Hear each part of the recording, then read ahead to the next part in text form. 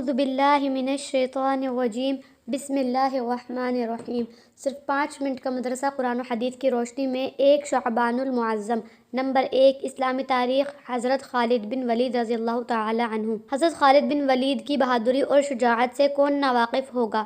انہوں نے اسلام کی خوبیوں سے متاثر ہو کر صلح حدیبیہ کے بعد ایمان قبول کر لیا۔ ایمان لانے سے پہلے کفار کی طرف سے جس جوش و خروش سے میدان جنگ میں شریک ہوتے تھے، اسلام لانے کے بعد اس سے زیادہ جوش اور بہادری کا مظاہرہ کیا اور ساری زندگی اسلام کی حمایت اور کفر کی مخالفت میں گزار دی۔ ایمان لانے کے کچھ ہی عرصے بعد 8 ہجری میں غزوہ موتا کا واقعہ پیش آیا، جس میں مسلمانوں کے امیر زید بن حارثہ رضی اللہ تعالی عنہ، جعفر بن ابی طالب اور عبداللہ بن رواحہ رضی اللہ تعالی عنہ باری باری شہید ہو گئے۔ پھر حضرت خالد بن ولید رضی اللہ تعالی عنہ امیر بنائے گئے اور اللہ تعالی نے ان کے ہاتھوں مسلمانوں کو فتح عطا فرمائی۔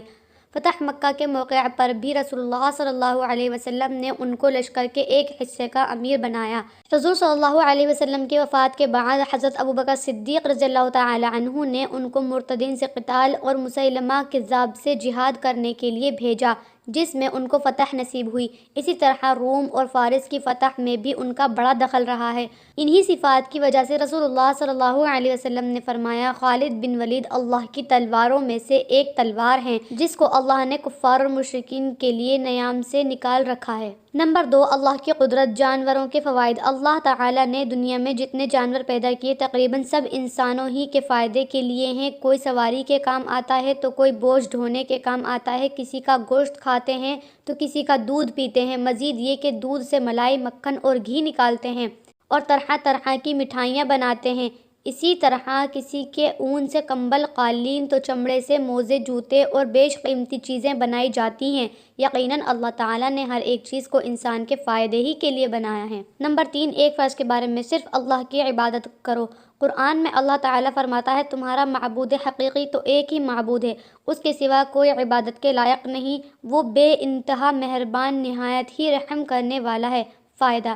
آیت سے معلوم ہوا کہ عبادت کے لائق اگر کوئی ذات ہے تو وہ صرف اللہ ہی کی ذات ہے، لہٰذا ہم پر اسی کی عبادت کرنا فرض ہے۔ نمبر 4، ایک سنت کے بارے میں۔ گھر کے کام میں ہاتھ بٹانا۔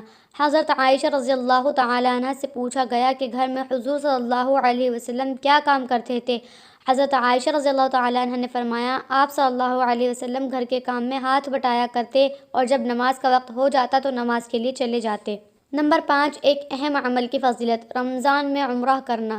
رسول اللہ صلی اللہ علیہ وسلم نے فرمایا، رمضان المبارک میں عمرہ کرنے کا ثواب ایک حج کے برابر ہوتا ہے۔ نمبر 6، ایک گناہ کے بارے میں۔ چند گناہ اور اس کے نقصانات۔ رسول اللہ صلی اللہ علیہ وسلم نے فرمایا، 4 گناہ ایسے ہیں جن کے کرتے وقت آدمی کا ایمان نکل جاتا ہے۔ نمبر 1، زانی کا زنا کرتے وقت۔ نمبر 2، شرابی کا شراب پیتے وقت۔ نمبر 3، چور کا چوری کرتے وقت، اور نمبر 4، قاتل کا ناحق قتل کرتے وقت۔ نمبر 7، دنیا کے بارے میں۔ دنیا کو اہم سمجھنے کا نقصان۔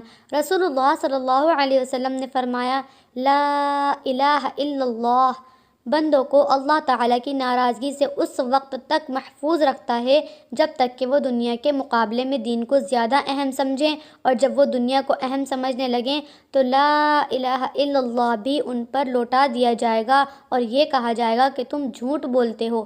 نمبر 8، آخرت کے بارے میں۔ ہر ایک کو نامہ اعمال دیا جائے گا۔ قرآن میں اللہ تعالیٰ فرماتا ہے، ہم نے ہر انسان کا اچھا یا برا عمل اس کے گلے کا ہار بنا رکھا ہے اور قیامت کے دن اس کا نامہ اعمال نکال کر پیش کر دیں گے، جس کو وہ کھلا ہوا پائے گا۔ کہا جائے گا کہ تو اپنا نامہ اعمال پڑھ لے، آج تو خود ہی اپنا حساب کر لینے کو کافی ہے۔ نمبر 9، طب نبوی سے علاج۔ شہد اور قرآن سے شفا۔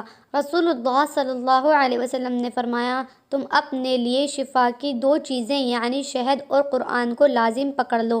نمبر 10، قرآن کی نصیحت۔ قرآن میں اللہ تعالیٰ فرماتا ہے، تم میری نعمتوں پر مجھے یاد کرو، میں بھی تمہیں یاد کروں گا، اور میرے احسانات کا شکر ادا کرو اور نافرمانی مت کیا کرو۔ وما علینا الا البلاغ، جزا اللہ عنا محمدا ما هو اہلہ صلی اللہ علیہ وسلم۔ السلام علیکم ورحمۃ اللہ وبرکاتہ۔